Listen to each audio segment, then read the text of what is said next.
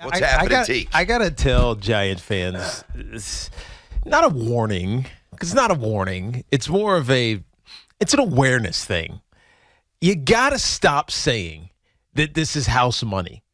You got to stop saying that the Giants have already exceeded expectation, so there's no pressure come this playoffs, in particular this playoff weekend against the Minnesota Twins. You got to stop believing that they've already achieved a goal by getting to the postseason, because nobody in their right mind thought the Giants were winning 9 games this year, finishing in the top 7, actually, because there's now 7 playoff teams in the NFC and going to the postseason. Nobody thought that. Nobody expected that. We already know how the season played out. And they're now in the second season, which is the postseason. They play close games. They play smart football. They're one of the best coached teams in the National Football League. So stop the house money nonsense. This New York Giants team, and I'm not just saying this flippantly as an ardent fan, which I am, but I'm not saying this as an ardent fan. This Giants team can go to the NFC Championship game. Oof. And it's not beyond this. It shouldn't be beyond the stretch of your imagination that they can beat the Minnesota Vikings, likely play the Philadelphia Eagles in the second round, unless the somehow Seattle Seahawks beat the San Francisco 49ers, which I don't believe is going to happen. So Minnesota Vikings, Philadelphia Eagles, you played tight last weekend in a meaningless end of regular season game. And got smoked the first time. It doesn't matter. They made stupid mistakes that first time. But the last time they played with a bunch of backups, so you have to remember, this is scheme now. This is not necessarily, skill. This is scheme. They frustrated the heck out of the Philadelphia Eagles and covered the 16.5 by game time. This Giants team is not the Giants team that started the year, where the expectation was so minusculely low that all you could say was, let's just get 5 wins. Let's just get 4 wins. This team won 9 games. They are not a cute story. They are a playoff team. So stop saying they've already accomplished their goal and they don't have any pressure going into this postseason, or that they're playing with house money. I hate that term, because once you're here, and anything can happen. I don't like the term house money either, but I think we're talking to different people. I don't hear any Giant fans saying house money. I keep reading house money. Reading it where? House everywhere. Money. I read it on social media. Connor wrote something today. Oh, there's no pressure on the Giants. They can just play free. No. Yeah, no, I didn't see Ian's piece. I'll man. tell you who's not thinking that. That's the old school Giant fans who don't, I know it's a while ago, but they didn't forget that there was a span a long time ago. Everybody talks about how, the 70s were very dark for the Giants, and they certainly were. But most of the 60s were pretty dark as well. The Giants went from 1963 to 1981 without playing a playoff game. So, the old-timers didn't forget about that. And listen, I do agree. You should never view it that way. Not that there aren't times where you kind of know deep down, all right, we're going to have to play perfect to win the game. Dolphin fans sitting there today, they're like, Yeah, by the way, if they get to the NFC Championship game and it's the San Francisco 49ers, then you're going to have to play perfect to beat that team. They're going to have to play perfect and hope that the 49ers are having a serious off day. There'll be very big dogs in that game if we get to that point. But the Dolphin fan today is sitting there saying, man, we're 11-point underdogs here. We just got to play a great game just to hang around. Seattle, you mentioned them. Against the Niners, they're 10-point dogs. The Giants are 3-point dogs against a team they almost beat on Christmas Eve, and they lost due to a 61-yard field goal. Yes. So I guess I'm with you, but I find it pretty interesting here. Do you find this very radical, abrupt change from my partner? The guy who wouldn't stamp the Giants a playoff team until they officially made the playoffs is now telling everybody that they should start booking NFC Championship tickets. What in the world's going on here? I'm not saying book anything. I'm just saying they can Quite the get change, there. Tiki. They can get there, and it's not a house money thing. This isn't a no-pressure game. They've already won the season. They've already established the blueprint for next year. They're going to get better, and next year we'll have a shot. We'll be a favorite to win the division and get to. No, you're here now. Stop looking at it as house money. There is an opportunity against a team who you can beat. Giants fans are going into this game saying we can win.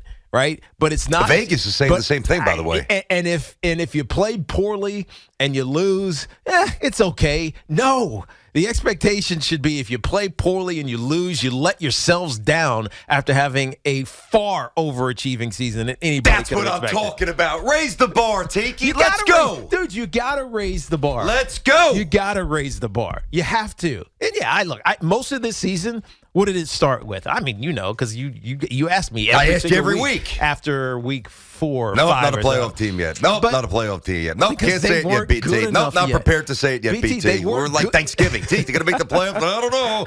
Can't say it. Honestly, I didn't know. I honestly didn't. They had to win the Commanders game. That was the game and once they won that, they were starting to come around. Yes, I'm just messing with you. Yes. But you know what I mean. Yeah, I do. I knew where this team was. And I knew this because I watched them in the preseason. I watched them in the early parts of the season when some ugly wins, man. Yep. A lot of come from behind in the fourth quarter. Well coached, come from behind wins. It was a lot of, anything could happen. We can get our doors blown out by XYZ team, but we're going to come back and keep fighting the next week. Like, it was all about culture and building, making yourself feel good about the achievement. Getting a foundation going. The effort, the foundation that was being established. And you saw that, by the way. It was clear as day. Hell, it was clear as day when we went out to Giants training camp what the foundation was going to be. And that was simply from talking to their head coach, who's a stud of a dude and is honest and real and wears his emotions on his sleeve, and these guys know it. But coming into the now most important part,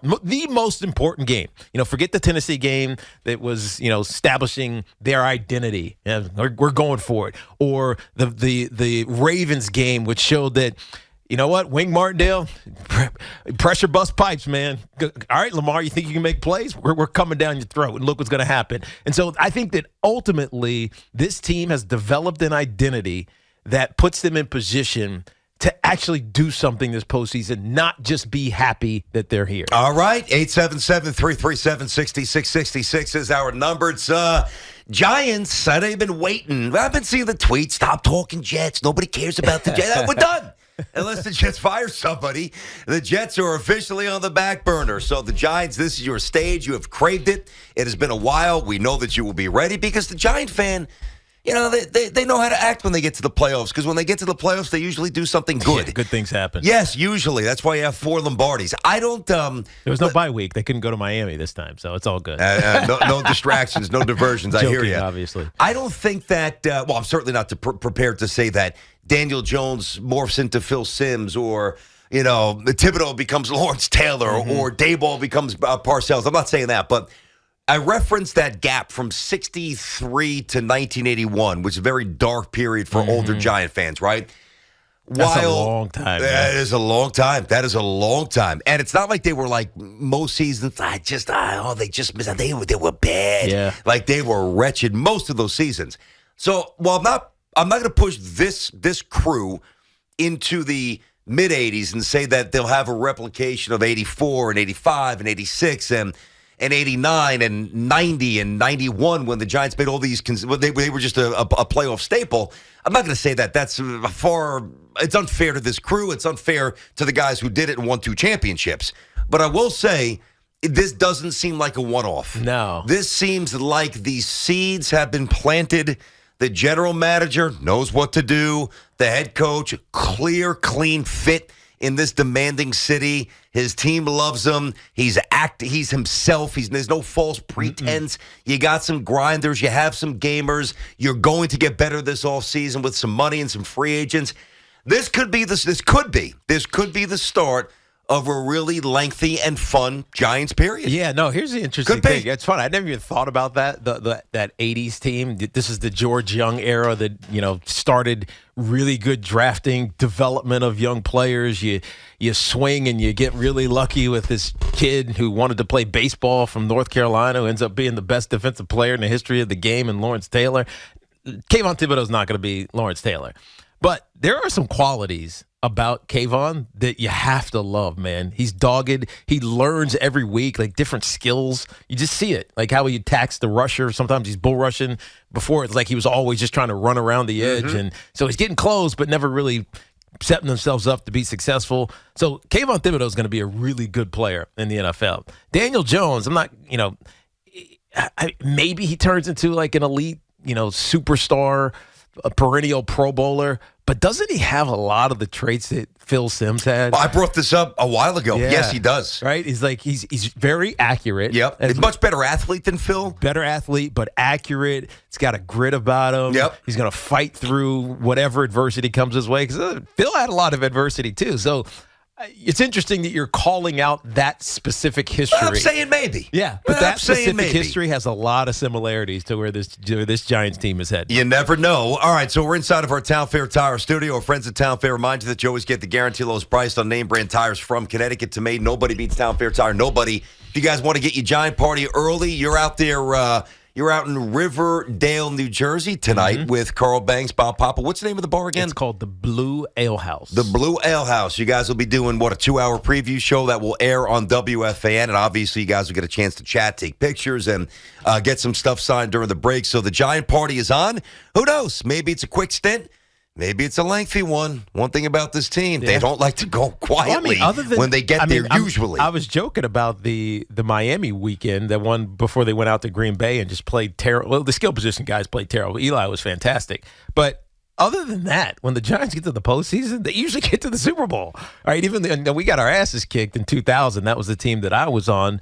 But we dominated through the postseason. We destroyed the Minnesota Vikings, the greatest game ever played in the old Giant Stadium, 41 donut out there. We know what happened in 07. We know what happened in 11. The Giants get to the postseason, good things generally happen. And there's no parallel because there's no hangover from those teams. Like I don't even think there's a player left from the it can't be. From the 11 team? I don't think so. Maybe it's some coach. Maybe there's a coach or two that's hangover, but there's no similarity. But it just feels like this Giants team is hitting momentum at the right time. And I think you're playing the right team, as we've obviously chronicled. Thing. Yeah, that's listen, the big thing. This is the team you can beat. Don't tell me who the hell is scared of Kirk Cousins. Nobody's scared of Kirk Cousins. Yeah, you're scared of Justin Jefferson. Yeah, a little afraid of Hawkinson. him. Yeah, I understand that. You got to hit Kirk. You got to get right under his chin strap in that first quarter, and you got to light him up, and you got to let him know we're here all day, and you got to do a little bark, and you got to do a little woofing. You got to come in as the aggressive, tenacious, scrappy underdog, and you're right, not just happy to be here. And by the way, that's not the mentality this team's going to take on. We spoke to Julian Love. We had him on all year, and it's interesting because we talked to him, and I asked myself, well, if you had to identify a moment or two that were really moments of inflection this season that instilled, more belief or really set off an internal alarm within the building that you guys might be able to do something. He pointed to two things. It was the 2-point conversion with Saquon down to Tennessee in week 1, and also winning against the Packers in London.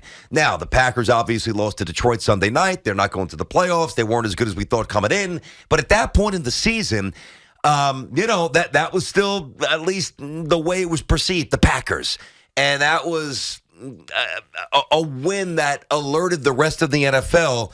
Oh, this cute little story that somehow won in Tennessee in week 1 might actually be here for the season. Yeah. So, he's been steadfast all year. I like what we have. I like what we have. I like what we have. Jones, Dable, everybody.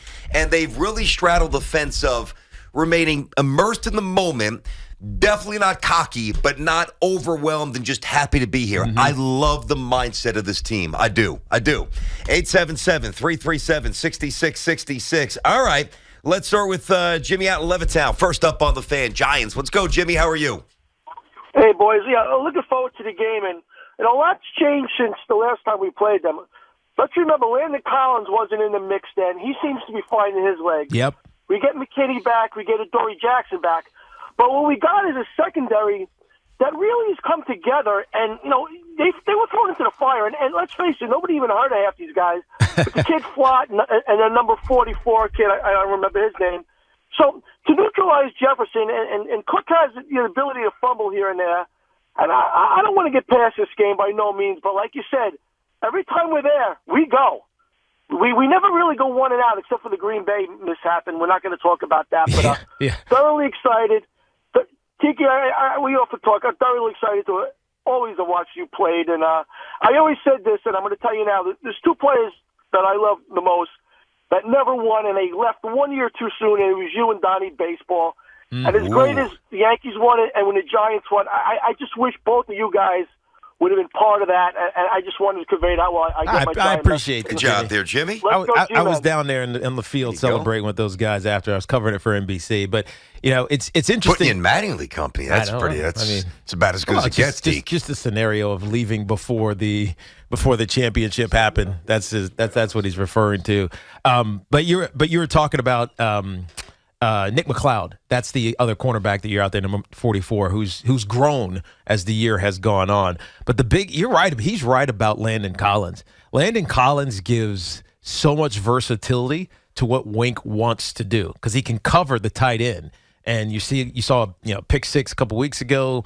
You saw him last time they played Minnesota. He did a pretty good job on man coverage on T.J. Hawkinson. And so because he's gotten healthy and become a consistent player, they can do a lot of different things with their defense, which makes it hard on Kirk Cousins. All right, let's get to this coming up next. I want, and listen, we'll start, I guess, getting more. It's not a matchup. Should I got to sit here like the old break it down? NFL Edge Gel, the breakdown coming. No, but I do want to get from you some point early in the show what type of game needs to be played by the Giants to best increase the odds to win? Certain teams can play stylistically multiple styles. I'm not so sure, given their personnel, the Giants can at this stage of their development. So I want you to at least identify for us at some point this hour, what type of game needs to be played, not to ensure victory, but to increase the odds of victory. Yeah, I got you. No, there's a couple of scenarios that I can think of. One for the offense, the Giants offense, and another for the defense, because